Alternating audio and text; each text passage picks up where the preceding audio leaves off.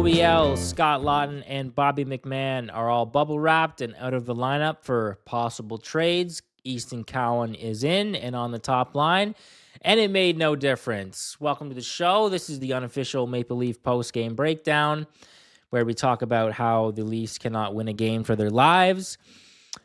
Yeah, but you know what? Even though they did end up losing again, it was still a fun game to watch. I enjoyed it. At least if they're going to lose, it's pretty entertaining. It's back and forth hockey. There's lots of shots. Anthony Stolarz was incredible tonight. So, you know what? Even if the Leafs aren't doing well and they may never win another championship again while I'm even alive, at least it's fun to watch. You know, you can place your bets for the shots or a couple other things and at least have an entertaining night with them basically burning in hell. But you know what? That's just how it is. Some teams have it, some teams don't. And it looks like this team has passed the retool point, I would call, and they're trending more toward the rebuilding mark, which is, in my mind, a lot more extreme than a retool, which is kind of quick, similar to what Boston did or a couple other teams that I can't think of right now. But it looks like the Leafs are trending towards a full major rebuild of their roster, which honestly, I think after the amount of time that they have spent together and the effort that's been put forth, I think it's appropriate. I think it's going to be hard, it's going to be tough, and I'm one that honestly I would like this team to do well all the time. And if the only way that's possible is if this team actually has a full rebuild. You're not starting from scratch though. You're starting with Matthews, Nylander. As everyone knows, you got Nyes, you got Tavares hanging around. Easton Cowan looks promising. So you're not starting this with nothing. But after you watch a game like tonight that they just got outplayed in every single aspect except maybe goaltending, and the only reason that was spectacular was because he didn't really have any other choice. And I think he's from the area also, so he wanted to play good for possibly friends and family that were in the audience. So credits to him for an incredible game, though. Anthony Stolarz did well, put up a good effort, fought the good fight, but in the end, it was still not enough, unfortunately. So yeah, I mean, just let's go to the shot totals. I mean, I think that tells the story of this entire game for the most part. New Jersey with 47, the Leafs with 27. And I think that just sums it up perfectly right there. There's just vast amounts of opportunities in open ice and shooting lanes for any team that's playing the Leafs right now.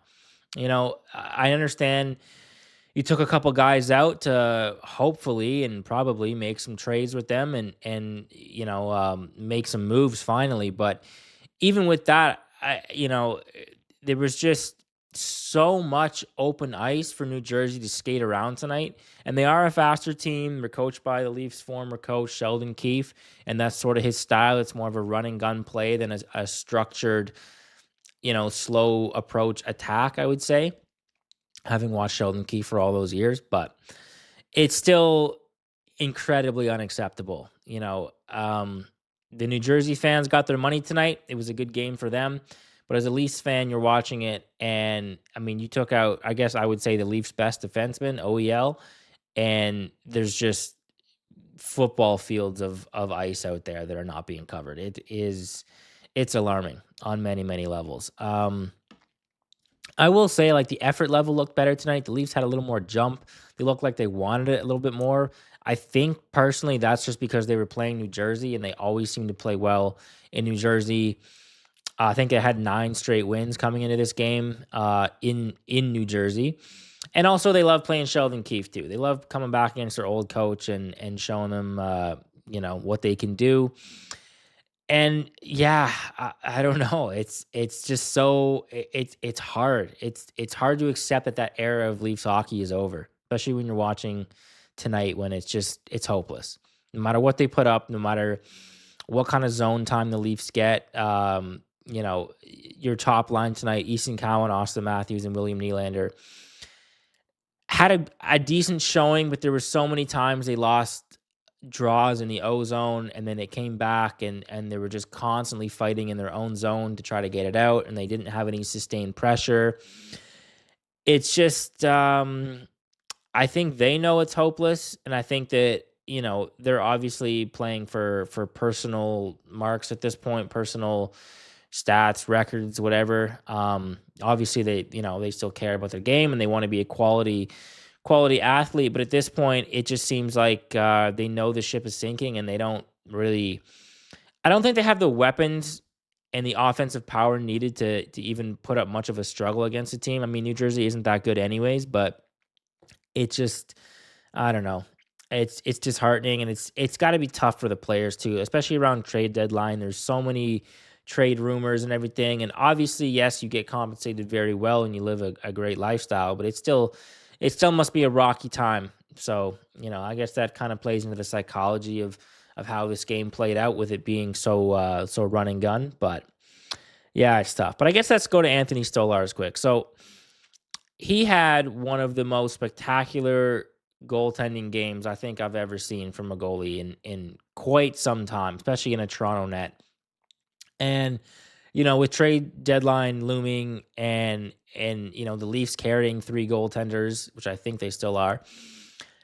You know, Previously I had said there was very good reason to trade Stolarz because of his injuries, because of how he looked after coming back. But you know, when he is on his game and he is battling, and if there's even a whiff of an actual decor in front of him, I think you're going to win a lot of games. I think he can steal you a lot of games. So I think it's something to be considered in the next 24, 48 hours with this thing coming up.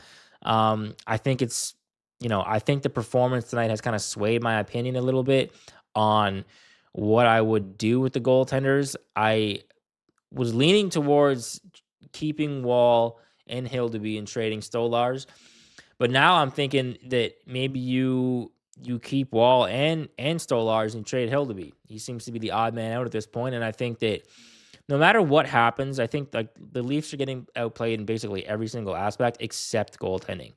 Goaltending is the one aspect right now that I think is very strong, and that no matter how this retool rebuild goes, over the next little while, you need to maintain a good goalie tandem. It's one of the only sure things that every team has that has any sort of success is a good goalie tandem, or at least a pure number one and a pretty good backup too.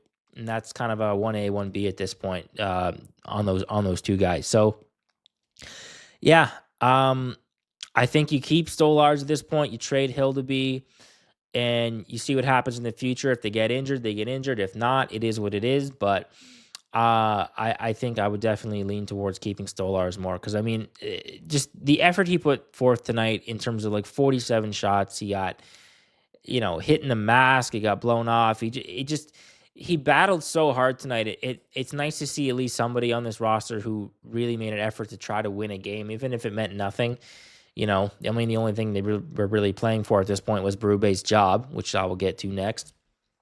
And I mean, it was such a close game tonight in terms of the score, I guess, that maybe you don't fire Berube for the most part. I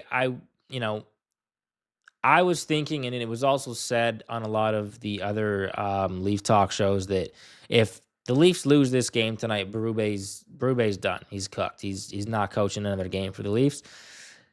I do think after this game that was relatively close in terms of the score, not the shots, obviously, that Berube will probably remain as coach till the end of the season. Even though they're on a hell of a losing streak right now, I just think it doesn't really do much for the end of the season at this point. Like, what's the point in firing Berube? It just, the wheels have already fallen off. There's no point in taking out the steering wheel too at this point. I don't think that does much as much as I would like it, and I think that it's necessary. That's a summer move. Do it in the off season when there's less media, there's less attention around it.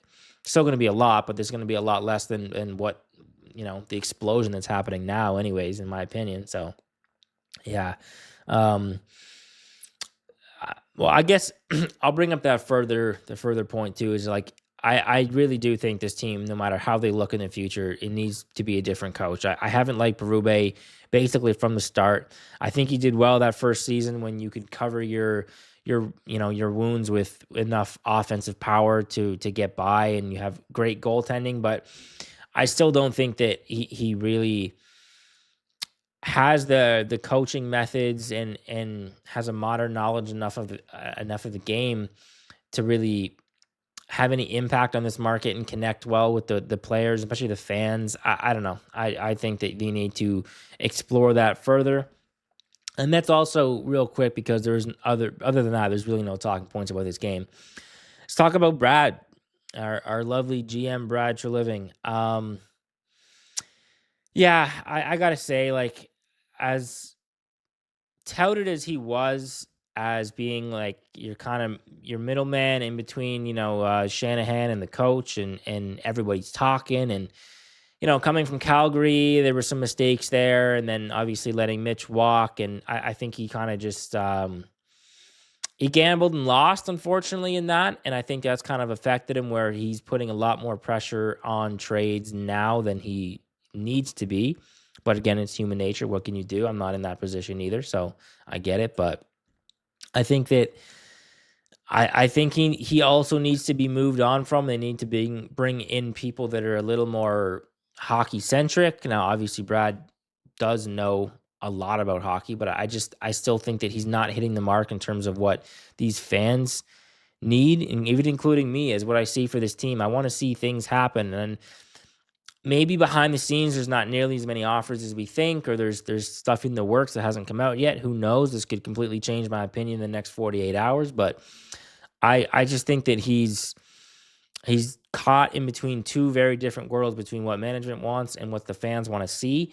And then he's kind of in trade paralysis right now. He's not really doing anything, and that's kind of affecting everybody's mood around this team, including the players. So I don't know. I think it might be time to move off of Brad himself and find somebody else who's a little more decisive and makes decisions just a little bit more, based upon not just what the fans want, but what this organization needs at a correct time, I guess is what I'm trying to say. But we'll see how it works out. But yeah, Leafs lose 4-3. Play the Rangers tomorrow. That should be a good game. The Rangers are god awful, so it's going to be a great battle between two pretty bad teams. Put your bets in for that one for the over, I guess. We'll see. But yeah, that's pretty much it. If you're tuning in, I appreciate it. If you're not, you should be. So I will see you tomorrow night. Thanks.